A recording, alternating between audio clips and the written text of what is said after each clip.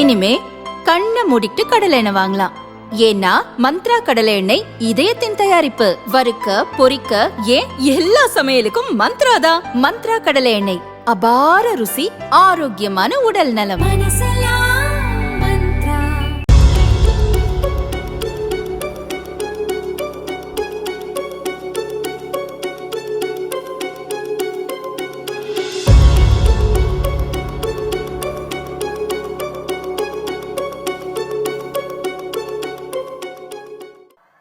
தமிழ்நாட்டில் பெண்களுக்கு பாதுகாப்பு இல்லையா? தமிழ்நாட்டில் பெண்களுக்கு பாதுகாப்பு இல்லையா? எப்படி கூச்சம் இல்லாமல் போய் பேசுறார் பாருங்க. நாட்டில் இப்ப என்ன நடந்துகிட்டு இருக்கு? பாஜக ஆளக்கூடிய மாநிலங்கள்ல, குறிப்பா பாஜகவினரால் பெண்கள் படும் தொல்லைகள்னு எல்லாத்தையும் தெரிஞ்சுக்கிட்டு தமிழ்நாட்டு மேல அவதூறு பரப்ப பிளைட்ல வந்துட்டு போயிருக்கார். மாண்புமிகு பிரதமர் அவர்களே, ஆயிரக்கணக்கான பெண்கள் கூடியிருக்கக்கூடிய இந்த மாநாட்டு மேடையிலே நின்று கொண்டு நான் தலைநிமிர்ந்து சொல்லுகிறேன், இந்திய மாநிலங்களிலேயே பெண்களுக்கு பாதுகாப்பான மாநிலம் எங்க தமிழ்நாடு தான். அடிச்சு சொல்றேன். பீகார் மாநிலத்தைச் சேர்ந்த இளைஞர் சென்னை தரமணியில் உள்ள ஒரு பாலிடெக்னிக் கல்லூரியில் காவலாளியாக பணியாற்றி வந்தார். பாலிடெக்னிக் வளாகத்திலேயே மனைவி மற்றும் 2 வயது மகனுடன் வசித்து வந்தார். மூவரையும் பீகாரைச் சேர்ந்த சில இளைஞர்கள் கொடூரமாக கொலை செய்த சம்பவம் சென்னையை உலுக்கியுள்ளது. மனைவியை அவர்கள் பலாத்காரம் செய்து கொண்டுள்ளது போலீஸ் விசாரணையில் தெரியவந்தது. இந்த சம்பவத்தால் உண்டான பரபரப்பு அடங்குவதற்குள் சென்னை நந்தனம் அரசு கலைக்கல்லூரியில் கேண்டீனில் வேலை பார்த்த இளம்பெண் பாலியல் வன்கொடுமை செய்யப்பட்ட சம்பவம் சென்னை மக்களை அதிர்ச்சியடைய வைத்துள்ளது.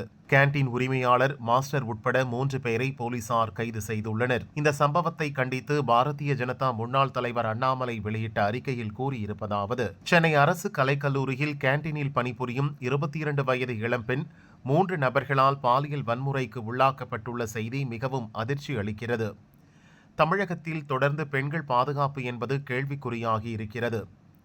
கல்வி நிலையங்களில் கூட பெண்களுக்கு பாதுகாப்பு இல்லை என்பது மிகவும் அச்சத்தை அளிக்கிறது. முதல்வர் ஸ்டாலின் மேடை ஏறி தமிழகம் பெண்களுக்கு பாதுகாப்பாக இருக்கிறது என்று எத்தனை பொய்கள் சொன்னாலும் உண்மை நிலை முற்றிலும் மாறாக இருக்கிறது என்பதை தினமும் நாம் காணும் இதுபோன்ற செய்திகள் நிரூபிக்கின்றன. முதலில் தமிழகத்தில் பெண்கள் பாதுகாப்பாக இல்லை என்ற கடினமான உண்மையை திமுக அரசு ஏற்றுக்கொள்ள வேண்டும். அப்போதுதான் அதற்கேற்ற நடவடிக்கைகளை திட்டமிட முடியும். அதை விடுத்து ஒரு மாய உலகத்தில் அமர்ந்து கொண்டு யாரோ எழுதி கொடுப்பதை அப்படியே ஒப்பித்துச் செல்வதல்ல முதலமைச்சரின் பணி. கட்டுக்கடங்காத போதைப் பொருள்கள் புழக்கம் சமூகத்தில் மிகப்பெரிய அவலத்தை ஏற்படுத்தியிருப்பது பெருகி வரும் பாலியல் குற்றங்களால் வெளிப்படையாகி இருக்கிறது. கொலை, கொள்ளை, பாலியல் வன்முறைகள் என திமுக அரசின் கையாலாகாத தனம் அமைதியான நம் தமிழகத்தை முற்றிலுமாக சிதைத்திருக்கிறது. குற்றங்களில் ஈடுபடுபவர்கள் மீது கடுமையான நடவடிக்கைகள் எடுத்தால்தான் மேலும் குற்றங்கள் நடைபெறாமல் தடுக்க முடியும். ஆனால் தமிழகத்தில் மட்டும்தான் குற்றங்களில் ஈடுபடுபவர்கள் திமுக அமைச்சர்களுடன் கட்டிப்பிடித்தபடி போட்டோ எடுத்துக்கொள்ளும் இழிநிலை இருக்கிறது.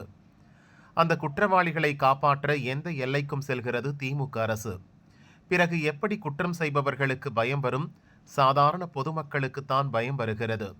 திமுக ஆட்சியின் இருண்ட காலம் இன்னும் சில நாட்களில் முடிந்துவிடும் என்ற ஒரே நம்பிக்கைதான் தமிழக மக்களுக்கு தற்போது நிம்மதி அளிக்கும் ஒரே விஷயம் என அண்ணாமலை கூறியுள்ளார்.